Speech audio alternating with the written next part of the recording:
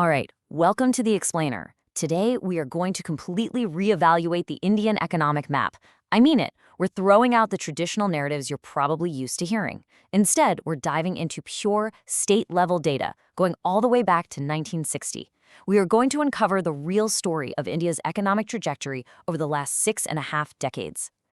Okay, let's dive into this. Here is the roadmap that's going to guide us through this massive 65-year geographical journey. First up, the real economic divide. Then, the rise of the West and South. Third, a tale of two states. Fourth, the fall of the East. And finally, the engines of future growth. Let's get right to it. Part 1. The real economic divide. Rethinking India's map. You know, when you flip on the TV, the debate about India's economy almost always centers around a north-south division. But what if they're focusing on the wrong map entirely? Is the real divide north versus south, or is it actually east versus west? Well, if you look at the socioeconomic indicators, they definitively point to an east-west divide.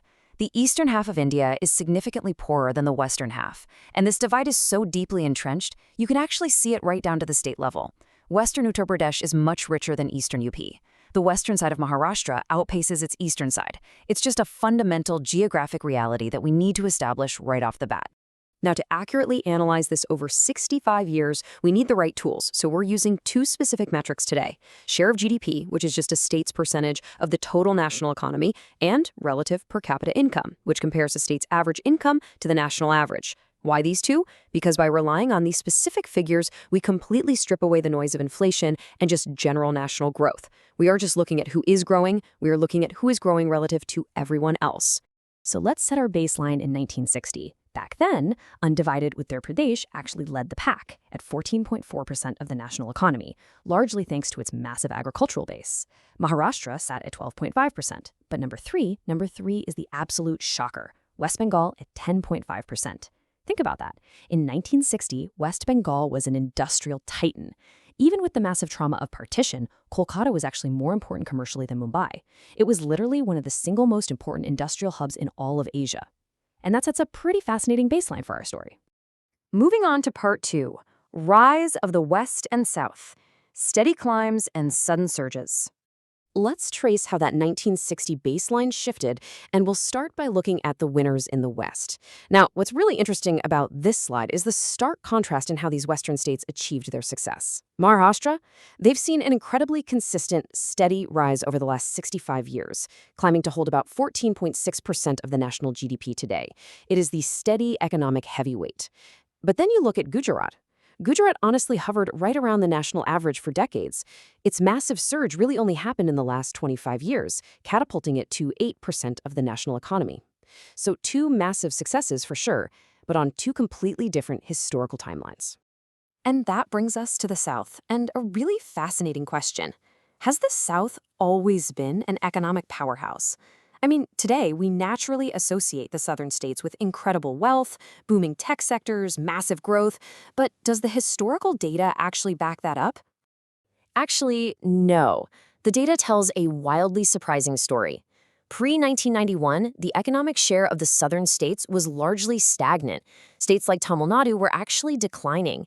Even in 1999, all the southern states were still below the national average for per capita income. The true massive inflection point was the 1991 economic liberalisation. That specific policy shift is what essentially unlocked peninsular India and allowed it to truly take off. Fast forward to 2024, and those same southern states now account for an incredible 30% of India's total GDP. And honestly, nothing illustrates this modern southern boom better than the twin states of Telangana and Andhra Pradesh. Today, Telangana's per capita income is a massive 189% of the national average. That makes it the richest southern state per capita. Meanwhile, its twin, Andhra Pradesh, sits significantly below it, actually below the national average. So what's the fundamental difference between the two? Simple. Telangana retained the urban megahub of Hyderabad. That single city is an absolute engine of wealth. All right, part 3, a tale of two states, the natural experiment of the North. Heading up north, we get this perfect, almost real-time natural experiment of how economic choices compound over decades between two intertwined neighbors, Punjab and Haryana. Today, their trajectories honestly couldn't be more different. Punjab basically became trapped by its own agricultural success. It generated massive farming surpluses, sure, but it totally failed to transition those into industrial and urban growth in the 1980s. You compound that failure with a huge flight of young talent out of the state, and its GDP share has just steadily declined. Haryana, on the other hand, used its agricultural foundation to successfully pivot. They built up manufacturing with companies like Maruti, they created the massive sprawling hub of Gurugram, and their economy absolutely skyrocketed. To really drive home how dramatically things shifted for Punjab, consider this staggering number: 70%. During the absolute peak of the Green Revolution in the 60s and 70s, Punjab's per capita income surged to 70% above the national average. It was incredibly wealthy, but because it failed to industrialize and failed to hold onto its talent, it's been in a continuous decline for nearly half a century. Today, its per capita income has dropped all the way back down to merely the national average. Which brings us to part 4, the fall of the East, the decline of industrial giants. And this brilliantly illustrates, well, a pretty tragic shift in our data. We have to turn our attention to the eastern half of the country and look at exactly what went wrong with India's former industrial giants. From 1960 to today, West Bengal went from commanding 10.5% of the national economy all the way down to just 5.8%. It is a stark, almost straight-line decline over 6.5 decades. And then you have Bihar. Now, while its decline has thankfully stabilized in recent years, the depth of its poverty is still severe. Right now, Bihar sits at just 39% of the national per capita average. Let's make those percentages feel real on a human level for a second. Today, the average resident of the tiny state of Sikkim is actually 10 times richer than an average resident of Bihar. 10 times. When an entire region misses out on the broader economic growth of a nation, the on-the-ground human disparities become absolutely massive. But the East isn't entirely a story of stagnation. Take Odisha. For decades after independence, Odisha suffered from notorious deep poverty.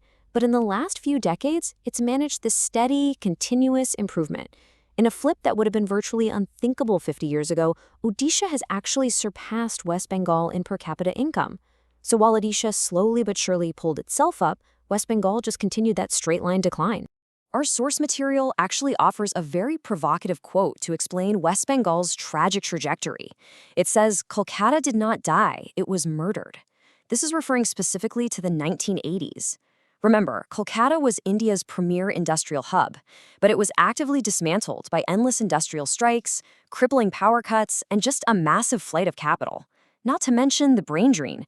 The young talent packed up and left for places like Mumbai and Bengaluru, basically taking the region's dynamic future right along with them.